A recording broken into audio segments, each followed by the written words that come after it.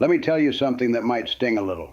One day, you're going to wake up, look in the mirror, and realize the person staring back at you is carrying the weight of choices you thought didn't matter. Not the dramatic mistakes, not the ones that make headlines, the quiet ones, the ones you justified, the ones you postponed, the ones you told yourself you'd deal with later, and later never came. I'm not here to scare you.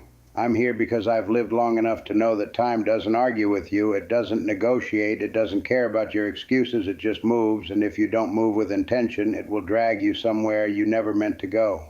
I'm 73 years old. I've won some battles. I've lost more than I care to admit. And if there's one thing I wish someone had done for me when I was young, it's this. Grabbed me by the collar, looked me dead in the eye, and told me the truth without softening it. So I'm going to give you that truth now. Not polished, not comfortable, real. When I was 16, I lit my first cigarette because it made me feel older, tougher, in control. At 25, I was still smoking because it felt normal. At 35, I was smoking because quitting felt inconvenient. At 44, I was smoking because I didn't want to deal with the discomfort of stopping. And at 57, I was sitting in a cardiologist's office hearing words that didn't sound like they belonged to me. Blocked arteries, severe restriction, high risk. That's when it hits you. Your body doesn't send you an invoice. It sends you a verdict. You think you're getting away with things in your 20s and 30s. You think sleep can wait. You think stress is just part of the grind. You think fast food is fuel and exhaustion is proof of ambition. But your body is keeping score.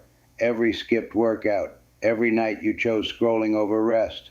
Every time you said, I'll start Monday. Discipline isn't about looking good. It's about respecting the only vessel you'll ever live in.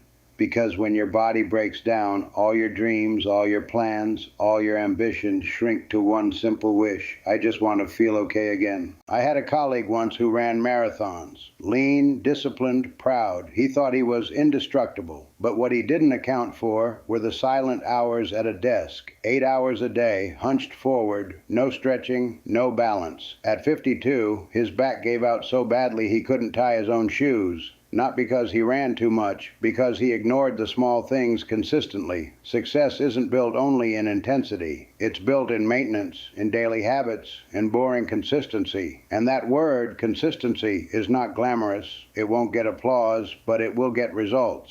You don't destroy your life in one catastrophic decision.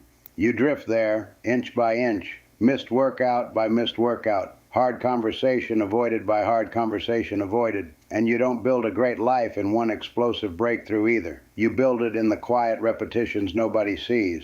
I lost 11 years with my brother over pride. 11 years. We didn't speak because of a disagreement about money, not millions, not betrayal on a grand scale, a misunderstanding that could have been resolved in one honest conversation. But I chose comfort over confrontation. I chose silence over vulnerability. I told myself I was justified. I told myself he should call first, and every holiday that passed, every birthday missed, became another brick in a wall neither of us intended to build. You want to talk about strength? Strength isn't freezing someone out. Strength is picking up the phone when your ego tells you not to. Strength is saying, this hurt me. Strength is risking rejection for the sake of truth. Discipline isn't just for the gym. It's for relationships. It's for your mouth when you want to say something cruel. It's for your pride when you want to be right more than you want to be close. The older you get, the more you realize how fragile time is. You think you have endless chances to fix things. You don't. You think there will always be another Thanksgiving, another summer barbecue, another lazy Sunday. Then one day the phone rings and the opportunity is gone, and you're left with silence that no apology can reach.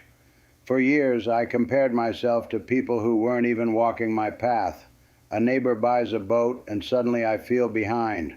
A friend gets promoted, and I question my worth. Someone posts a vacation photo, and I measure my life against a snapshot of theirs. It's insanity. There is no universal scoreboard. There is no race clock ticking for everyone at the same pace. You're comparing your chapter 4 to someone else's chapter 12, and then you're beating yourself up for not being further along. Comparison is a thief. It steals satisfaction. It steals gratitude. It steals momentum. because when you're constantly looking sideways, you're not looking forward. You're not building. You're not improving. You're resenting. Real growth starts when you compete with who you were yesterday. That's it. Not your neighbor, not your coworker, not some stranger on a screen. Yesterday's you. Did you show up stronger, more disciplined, more focused? Did you make one decision that moved you forward instead of backward? That's the only competition that counts. I told myself for years that I'd pursue the things that mattered once things calmed down, once work slowed, once the kids were older, once the bills were lighter, once the house was fixed. But life doesn't calm down. It shifts. New responsibilities replace old ones. New problems step into the space the old problems vacated. If you wait for perfect conditions, you will wait until your knees ache and your eyesight fades and you realize you postponed your own life. I always wanted to learn piano. As a boy, I'd sit at my grandmother's upright and press the keys, imagining melodies I couldn't yet play. She told me I had the hands for it. I carried that sentence for decades, and for decades I did nothing about it. There was always a reason. Always a delay, always something more urgent. At 68, I finally sat down with a teacher. I was terrible, my fingers stumbled, my timing was off, I felt foolish, but I felt alive because I was no longer waiting.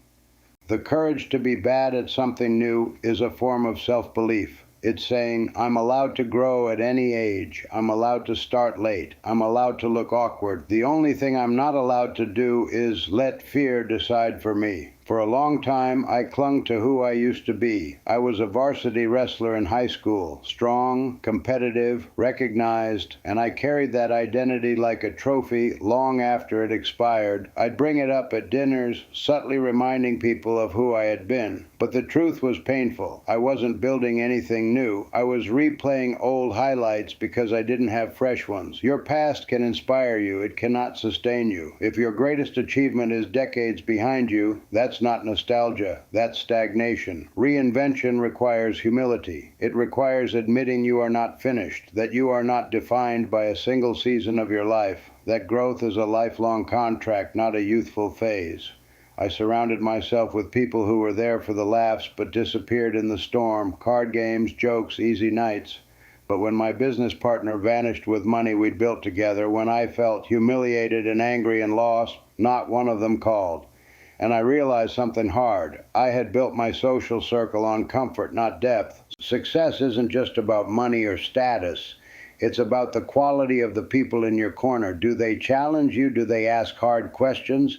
Do they show up when you're not entertaining, or are they only there when the music is loud and the drinks are cold? Choose your circle with intention, because your environment will either raise your standards or lower them. It will either stretch your mindset or shrink it. Discipline includes who you let into your life. After that betrayal, I carried resentment like it was part of my identity. I told the story over and over, at dinners, at gatherings, anywhere I could paint myself as the victim. And each time I told it, I felt justified, but I was also reliving it, feeding it, strengthening it. Resentment feels powerful, but it's corrosive. It doesn't hurt the person who wronged you. It hurts you. It occupies your thoughts. It drains your energy. It makes you smaller. Letting go doesn't mean excusing what happened. It means refusing to let it define your future. There's a difference between learning from pain and living inside it. Pain can sharpen you. It can build resilience, but only if you move through it, not set up camp in it. I argued with my son about his college major for an entire summer. I wanted something practical, stable, predictable. I built spreadsheets. I presented data. I tried to logic him into becoming who I thought he should be. But the truth was, I was projecting my fears onto his future. He chose differently, and he thrived, and I learned something humbling. Control is not the same as guidance. Winning an argument is not the same as strengthening a relationship. Not every disagreement deserves your full force. Sometimes discipline means holding your tongue. Sometimes strength means trusting someone else's path. For years, I wore busyness like a badge of honor. 60-hour weeks, no real rest, always in motion. I believed exhaustion equaled importance, that if I slowed down, I'd fall behind. But much of that motion was noise. Meetings that didn't matter, tasks that could have been delegated, activity without intention. Being busy is easy. Being purposeful is hard. Purpose requires clarity. It requires saying no. It requires focusing on fewer things with greater intensity. Productivity isn't about how much you do. It's about how much of what you do actually matters. And then retirement came. I thought that would be the beginning, the reward, the moment life would finally open up. But when the first Monday arrived and there was nothing on the calendar, I felt lost because I had built my identity around chasing the next milestone. I had postponed gratitude. I spent decades waiting to feel satisfied, waiting for more money, more time, more freedom. But the truth is, life is happening now, in ordinary moments, in quiet mornings, in conversations that seem small but aren't.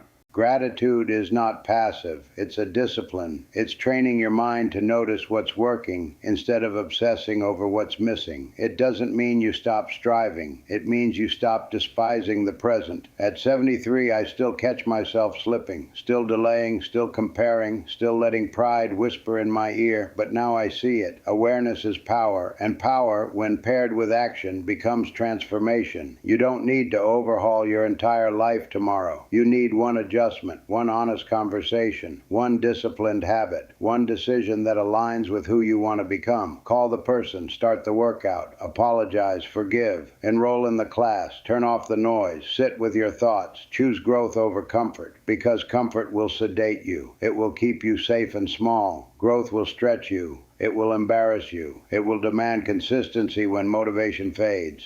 But on the other side of that stretch is confidence, real confidence, the kind built on kept promises to yourself. Time is moving whether you act or not. Years from now, you will look back at this season. The question is simple. Will you see drift or will you see deliberate steps? Struggle is not a sign you're failing. It's a sign you're building. Discipline is not punishment. It's protection. Consistency is not boring. It's the bridge between intention and achievement.